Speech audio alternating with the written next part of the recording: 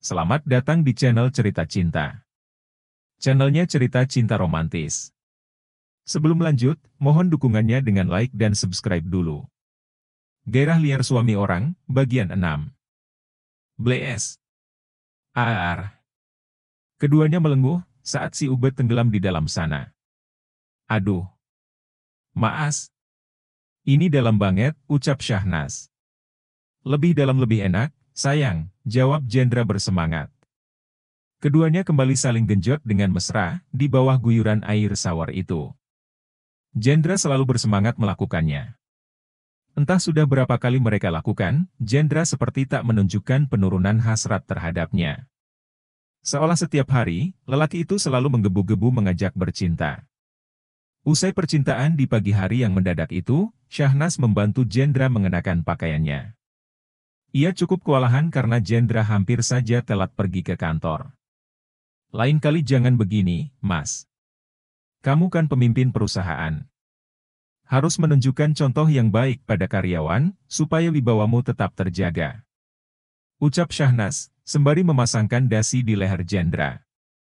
Lelaki itu hanya mengulaskan senyum, sembari memandangi wajah cantik sang wanita. Kamu jadi nggak sempat sarapan, kan? Omel Syahnas, ia sudah seperti seorang istri yang panik di pagi hari. Tidak apa-apa, sayang. Aku sudah kenyang mendapatkan sarapan darimu tadi, goda Jendra. Wajah Syahnas memerah. Namun ia tidak ingin lelaki itu tahu, jika ia menjadi malu-malu dengan pujian itu. Sudah siap, Mas. Ayo aku antar ke depan, ucapnya. Jendra memberikan kecupan singkat di bibir Syahnas, sebagai tanda terima kasihnya. Mereka lantas berjalan keluar kamar. Kamu tidak usah mengantarku ke bawah, masuk saja dan ganti baju. Aku mau ke kamar Elisa sebentar, kata Jendra seraya memeluk dan mencium wanitanya lagi. Syahnas mengangguk. Ia memang masih memakai batrobe, karena buru-buru membantu Jendra bersiap. Ia membiarkan Jendra melangkah menuju ke kamar sebelah, di mana Elisa terbaring. Secara diam-diam, ia mengikuti dari belakang. Tampak Jendra menghampiri Elisa, menciumnya, seraya berbicara sesuatu dengan wanita yang sudah 3 tahun koma itu. Syahnas bisa merasakan kasih sayang tulus, yang Jendra berikan kepada wanita itu. Sekilas, terbersit rasa iri di hatinya dengan posisi Elisa di hati Jendra. Namun, segera ia tepis dan mengingatkan dirinya, bahwa hubungannya dengan Jendra tak sedekat itu. Perjanjian di antara keduanya hanya sebatas untuk sesuatu, yang menguntungkan bagi kedua belah pihak. Syahnas kembali ke kamarnya. Ia tidak akan lebih jauh terlibat, dengan dilema rumah tangga di rumah itu. Ia hanya akan fokus melayani Jendra sampai nanti ia hamil dan melahirkan. Lalu, ia akan kembali menjalani kehidupan dengan Aditya, suaminya. Syahnas memilih pakaian santai, berupa blus dan celana kulot untuk di rumah. Ia mengeringkan rambutnya untuk kesekian kali dengan hair dryer. Jangan ditanya lagi, entah berapa kali sehari ia harus mandi selama bersama Jendra. Shampoo dan sabun sampai cepat habis karena sering dipakai. Setelah selesai merapikan diri, Syahnas berniat untuk datang ke kamar Elisa. Sepertinya ia sudah siap untuk menemui wanita itu, setelah menahan diri selama beberapa hari. Ia akan meminta maaf, karena telah lancang berada di sana, sementara kondisi Elisa masih koma. Saat hendak masuk, ia menghentikan langkah. Tampak di sana ada 2 orang perawat yang tengah mengurus Elisa. Rania, ibu Jendra juga ada di sana. Jadi perempuan menyusahkan terus? Sudah berapa lama coba tidak ada kemajuan sama sekali? Menggerakkan tangan sedikit saja tidak bisa. Entah apa yang Jendra pikirkan, sampai terus membiarkan mayat hidup ini tetap dirawat.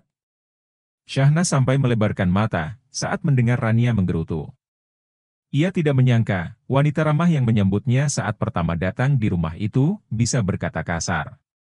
Terhadap seseorang yang bahkan sedang tidak berdaya. Anda jangan berkata seperti itu, Nyonya. Tuan Jendra sangat mencintai Nona Elisa, kata salah satu perawat yang ada di sana.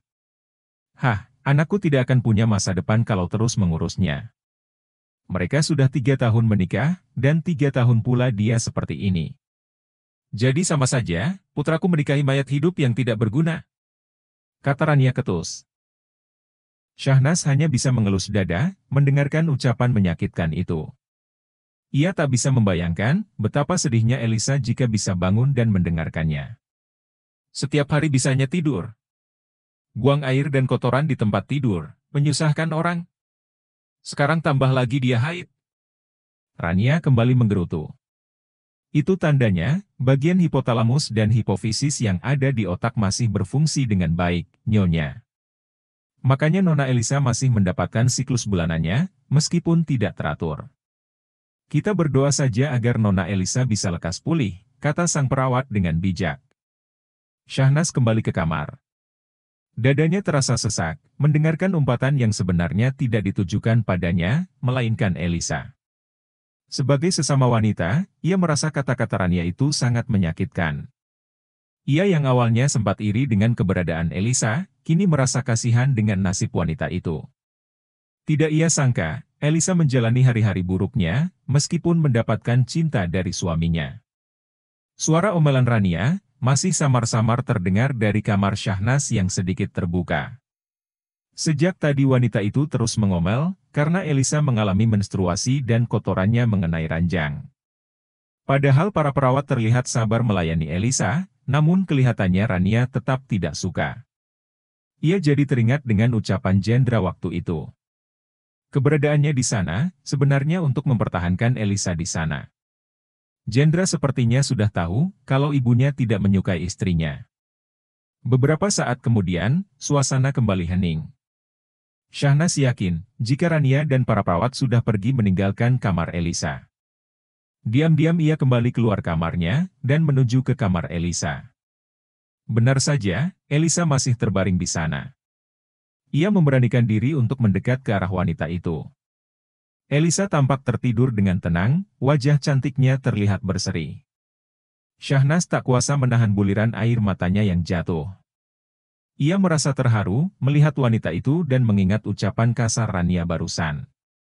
Ia mengusap air matanya, lalu duduk di samping ranjang perawatan Elisa. Suasana di dalam sangat hening, hanya suara monitor itu yang terdengar memenuhi ruangan. Syahnas meraih tangan Elisa, yang terasa lembut namun sangat lemah. "Hai, Elisa. Akhirnya kita bertemu," kata Syahnas dengan senyuman haru. Ia tahu, jika Elisa tak akan bisa merespon kata-katanya. Namun ia tetap ingin berbicara dengannya. "Perkenalkan, namaku Syahnas. Sudah 1 minggu Mas Jendra mengajakku tinggal di sini, dan aku baru berani menemuimu." Mata Syahnas terlihat kembali berkaca-kaca. "Aku yakin, kamu pasti sudah tahu kenapa aku ada di sini. Rasanya memalukan untuk diceritakan, tapi aku tetap ingin jujur kepadamu." Syahnas menghela napas. "Mas Jendra membayarku untuk bisa melahirkan anak untuknya, Elisa." Awalnya aku heran. Kenapa dia ingin membayar wanita yang bersedia mengandung anaknya, padahal sudah memiliki istri. Tapi, melihatmu seperti ini, aku jadi bisa memahami kemauannya. Syahnas kembali menyeka air matanya yang jatuh. Meskipun tidak kuat berbicara, ia ingin terus bercerita. "Mas Jendra sangat mencintaimu, Elisa. Dia berkorban mencari wanita lain agar bisa hamil, sehingga kamu bisa tetap berada di sini. Aku tadi sempat mendengar ucapan Mama kepadamu. Hanya mendengarnya saja, aku merasa sakit hati. Kenapa dia begitu tega berkata seperti itu kepadamu?" Syahnas tak bisa lagi menahan air matanya, ia menangis sesenggukan di depan Elisa. Tiba-tiba ia merasakan gerakan tangan, ia langsung terkesiap. Dengan jelas, ia melihat jemari Elisa bergerak dengan berlahan, Syahnas merasa terkejut sekaligus senang. "Elisa, apa kamu bisa mendengarku?" Tanyanya dengan nada begitu girang. Sayangnya, gerakan tangan itu perlahan menghilang. Elisa masih terdiam di tempatnya, tak ada tanda-tanda pulihnya kesadaran. Syahnas merasa sedikit kecewa, ia yakin bahwa tadi jari-jari Elisa benar-benar bergerak. "Elisa, jangan menyerah, ya. Cepatlah bangun, Mas Jendra sangat mencintaimu," kata Syahnas memberi semangat. "Kamu jangan cemburu dengan keberadaanku di sini, ya. Sebenarnya aku juga terpaksa, suamiku punya banyak hutang dan ibuku perlu biaya operasi yang besar. Aku terpaksa menjual diri kepada Mas Jendra, untuk mengatasi permasalahan ekonomi keluargaku. Mas Jendra juga terpaksa melakukannya demi dirimu. Kita sama-sama berada dalam posisi yang sulit. Aku juga ingin perjanjian di antara kami segera berakhir, agar aku bisa pulang kepada keluargaku. Karena itu, cepatlah bangun, Elisa. Masih ada orang yang menginginkan kesembuhanmu, tutur Syahnas. Syahnas. Syahnas. Terdengar suara panggilan dari arah kamarnya. Ia yakin itu suara Rania, wanita itu pasti mengeceknya di kamar. Elisa, sepertinya aku harus pergi sekarang. Nanti aku akan menemuimu lagi, pamitnya. Syahnas bergegas pergi dari kamar Elisa, ia menghampiri Rania yang sudah ada di dalam kamarnya. Mama, ada apa? Tanyanya. Rania tersenyum melihat keberadaan Syahnas. Kamu dari mana? Tadi kata Jendra kamu sedang dandan, tapi belum juga turun untuk sarapan. Syahnas tersenyum kikuk. Maaf, Mam. Tadi aku duduk-duduk sebentar di teras balkon, kilahnya. Mama kira tadi kamu hilang. Ayo, turun ke bawah dan kita sarapan, ajak Rania. Wanita paruh bawah itu menggandeng mesra tangan Syahnas, seperti memperlakukan seorang menantu kesayangan. Mereka beriringan menuruni tangga menuju ke meja makan. Di sana sudah ada Terry, yang sedang menikmati sarapannya. Pagi, Terry, sapa Syahnas. Pagi, Syahnas, jawab Terry dengan cuek. Rania memukul lengan Terry. Kalau manggil orang yang lebih tua yang sopan. Siapa yang ngajari kamu begitu? Omelnya, ia melotot kepada anak bungsunya itu. Aduh, Mam. Jarak usia kami juga nggak jauh, aku cuma mau akrab saja dengan dia. Tepis Terry, sembari mengelus lengannya. Semenjak ada Syahnas di sana, ia seperti selalu menjadi sasaran kemarahan ibunya. Tetap saja itu tidak sopan. Panggil dia Kak Syahnas atau Mbak Syahnas. Pintarania. Tapi kenapa kita memanggil Mamita dengan Mamita? Seharusnya kan kita memanggilnya Bibi Mamita. Mamita jauh lebih tua dari Mama, loh. Protes Terry. Rania jadi pusing dengan anaknya, yang sangat kritis dan suka protes itu. Tetap saja beda, Terry. Pokoknya kamu harus memanggil Syahnas dengan sopan. Paksanya.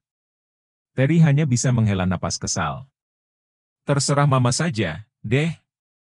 Aku akan memanggilnya Kak Syahnas biar Mama puas. Kata Terry, seraya melanjutkan sarapannya. Ia ingin cepat-cepat menghabiskannya, agar bisa segera berangkat ke kampus. Ia tidak mau peduli dengan keberadaan kedua orang itu. Syahnas, kamu kan sudah sekitar 1 bulan tinggal bersama Jendra. Apa dia mau melakukan itu denganmu? Tanya Rania dengan nada canggung. Terry sampai terbatuk-batuk mendengarnya. Ibunya seolah tidak menganggapnya ada, sampai berani membahas hal semacam itu di depan anak polos sepertinya. Syahnas juga menjadi canggung, apalagi di sana ada adik Jendra. Ah, Mama. Bisa nggak bahasnya nunggu aku berangkat ke kampus? Jadi nggak selera? Protes Terry, aku mau berangkat sekarang saja. Terry menyudahi sarapannya, ia meraih tas punggungnya dan berpamitan kepada ibunya. Aku berangkat, Mam. Pamitnya. Jadi, bagaimana? Kalian sudah melakukannya, kan? Kamu tahulah, maksud Mama hubungan suami istri, kalian benar-benar melakukannya, kan? Tanya Rania dengan nada lirih. Selepas Terry pergi, Rania lebih berani membawa topik itu. Syahnas sangat malu, rasanya ia ingin menghilang dari sana. Ia ditanya hubungan semacam itu oleh ibu dari Jendra sendiri. Iya, Mam, kami melakukannya, jawab Syahnas dengan nada lirih sembari meneruskan sarapannya, meskipun sudah tidak begitu berselera.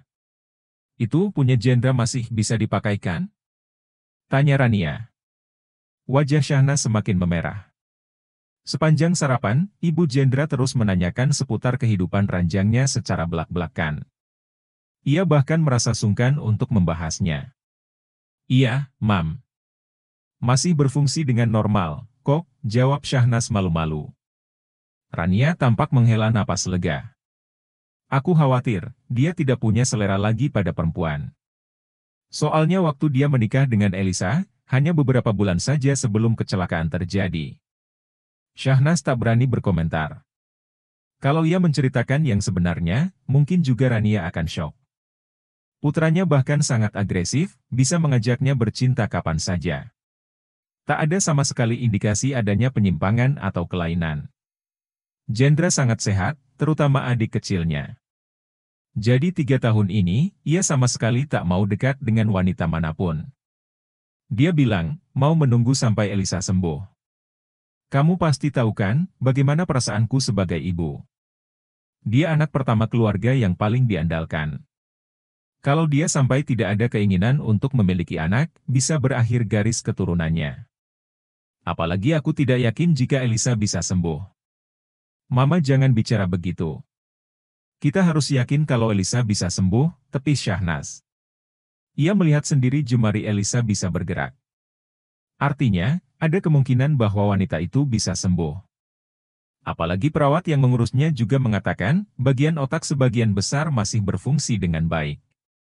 Sebenarnya aku tidak pernah membenci Elisa, atau mengharapkannya supaya cepat mati. Tapi, dia sudah terlalu lama koma tanpa perkembangan yang signifikan. Aku hanya kasihan pada Jendra, Elisa membuatnya susah maju dan berkembang. Pikirannya selalu terbagi antara Elisa dan pekerjaannya. Itu karena, Mas Jendra seorang lelaki yang sangat bertanggung jawab. Ia ingin melindungi istrinya, balas Syahnas. Wanita manapun pasti akan iri dengan cinta, dan perhatian yang dicurahkan seorang suami seperti Jendra. Meski dalam keadaan koma, wanita itu masih mendapatkan cinta yang sempurna dari Jendra. Lelaki itu juga tanpa sungkan mengatakan, bahwa hubungannya dengan Syahnas sama sekali tidak didasari rasa cinta. Ia hanya memanfaatkan Syahnas untuk kepentingannya saja. Begitu pula dengan Syahnas, ia juga menyadari posisinya, hanya sebagai seorang wanita bayaran. Kalau bisa, kamu coba rayu dia biar mau menikahimu dan menyerah dengan Elisa, pintar Rania. Ucapan Rania kembali mengingatkannya, pada perlakuan wanita itu terhadap Elisa. Meskipun ia suka Rania memperlakukannya dengan baik, tetap saja ia kecewa. Karena wanita itu bisa begitu tega, memaki dan menjelekkan Elisa.